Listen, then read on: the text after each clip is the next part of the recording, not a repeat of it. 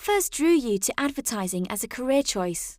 What drew me to advertising was actually, in a weird way, I had no choice.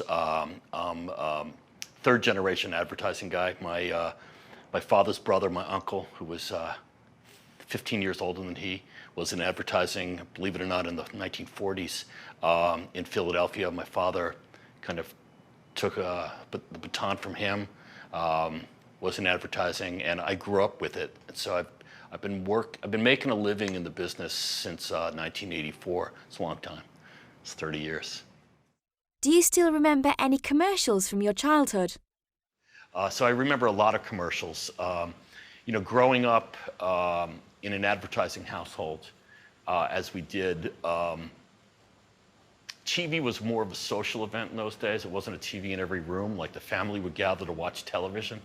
And we were told not to talk, during the commercials. We could talk during the shows. So I grew up kind of watching commercials. I remember a lot of commercials.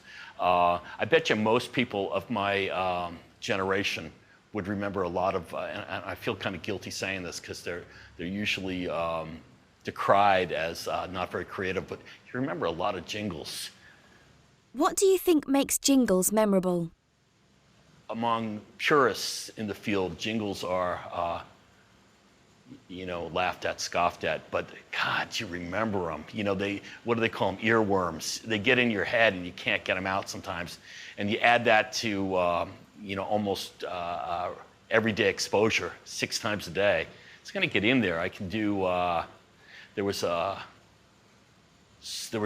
could sing one for you. There was a kid's hot cereal for children called H.O. Farina.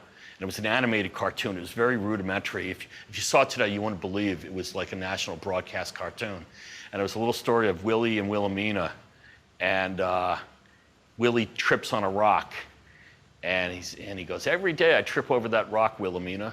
And she says, "Move it, Willie." And he says, "Can't, too big." And I bet you I'm getting this word for word, if you could find it.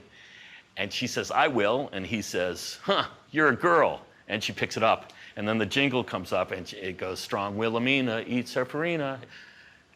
Like I said, I probably heard that 500 times, maybe more when I was growing up, because it was every weekend for about 8 years.